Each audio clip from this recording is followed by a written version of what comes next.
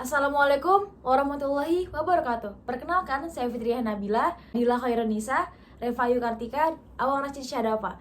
Kami dari perwakilan Universitas Mula Warman, Prodi Administrasi Bisnis Angkatan tahun 2022, Fakultas Ilmu Sosial dan Ilmu Politik.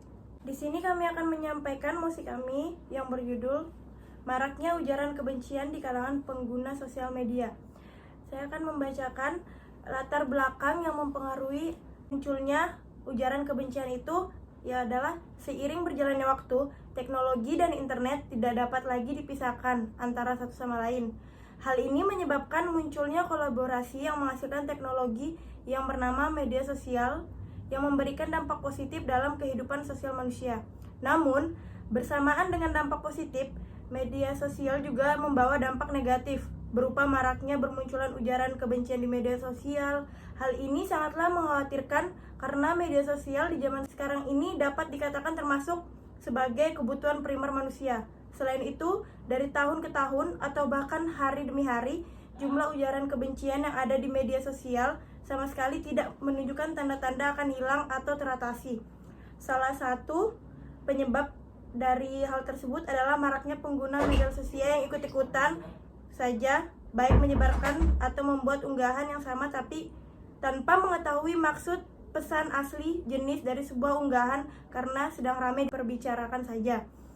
Dari pendapat para ahli, dapat disimpulkan bahwa batasan pengertian ujaran kebencian adalah ujaran yang mengandung kebencian, menyerang, dan berkobar-kobar yang dimaksud untuk menimbulkan dampak tertentu, baik secara langsung maupun tidak langsung, yaitu menginspirasi orang lain untuk melakukan kekerasan atau menyakiti kelompok lainnya. Penyebab terjadinya ujaran kebencian biasanya karena yang pertama, tidak biasa menanggapi perdebatan pendapat dengan bijak. Perbedaan pendapat menjadi faktor seseorang melakukan ujaran kebencian.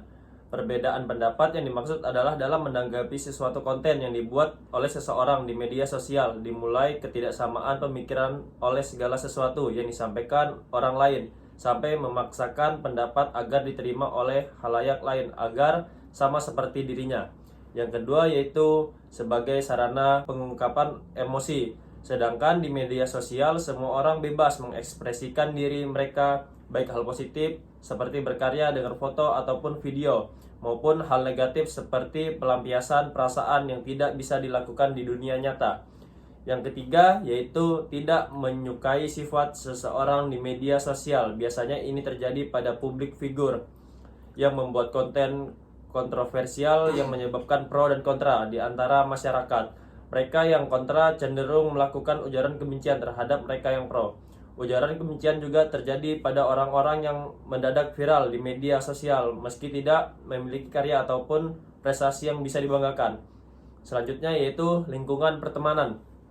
Tak sedikit dari mereka yang melakukan ujaran kebencian hanya ikut-ikut tren yang ada atau ajakan temannya. Lingkungan pun memerankan faktor penyebab ujaran kebencian. Teman bisa sebagai pantulan atas perilaku seseorang, karena jika lingkungan sekitar menyebabkan hal positif, maka anggota yang ada pasti menjadi positif. Begitu juga sebaliknya. Dampak yang akan terjadi dikarenakan adanya ujaran kebencian dan yang memberikan ujaran kebencian. Tindakan secara langsung yang dilakukan oleh suatu individu atau kelompok dalam bentuk provokasi, hasutan, ataupun hinaan kepada individu atau kelompok dalam hal berbagai aspek seperti ras, warna kulit, etnis, gender, orientasi seksual, agama, dan lain-lain. Bahkan, kehidupan kita sehari-hari yang normal pun bisa menjadi bahan ujaran kebencian bagi para hate space. Memberikan penyuluhan ataupun sosialisasi kepada masyarakat luas mengenai informasi dampak media elektronik jika tidak digunakan dengan bijak.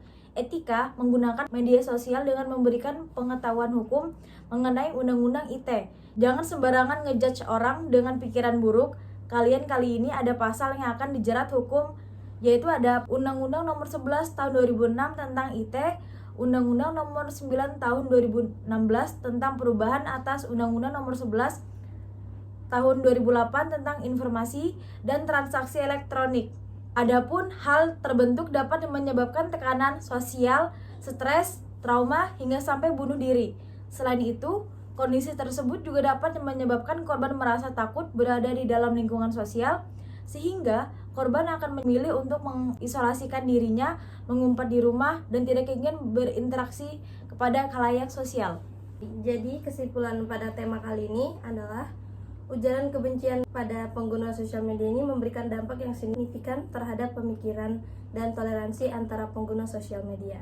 Selain itu, anak-anak muda merupakan salah satu subjek yang rawan sekali mencerna dan terkena hal-hal negatif yang ada pada sosial media karena mereka lebih banyak menghabiskan waktu mereka pada platform tersebut serta informasi yang ada pada sosial media disajikan tanpa dilakukan filter terlebih dahulu oleh sistem mengenai apa layak untuk ditampilkan atau tidak. Dan solusi yang bisa saya berikan adalah diperlukan kesadaran lebih bagi para warganet dalam menyaring ujaran yang ingin diungkapkan. Kesadaran akan pidana UU ITE juga sangat diperlukan agar warganet lebih berhati-hati dalam mengungkapkan pikirannya saat berkomentar. Sebelum mengunggah komentar, seharusnya kita sebagai manusia ikut memikirkan dampak yang akan diterima bagi orang yang menerimanya. Warganet dapat mengunggah ungkapan yang dirasa bermanfaat dan menghapus ungkapan yang dirasa dapat menimbulkan kondisi negatif. Pintar dalam menyerap suatu opini juga sangat penting agar ujaran kebencian kedepannya tidak menjadi sebuah tren dan bisa diminimalisir. Bagaimanapun juga, kita tidak bisa menormalisasikan ujaran kebencian atau bullying di sosial media maupun di kehidupan nyata, karena bagaimanapun tidak ada orang yang berhak mendapatkan hal seperti itu. Sekian mosi dari kami. Bila ada salah kata mohon dimaafkan. Wassalamualaikum warahmatullahi wabarakatuh.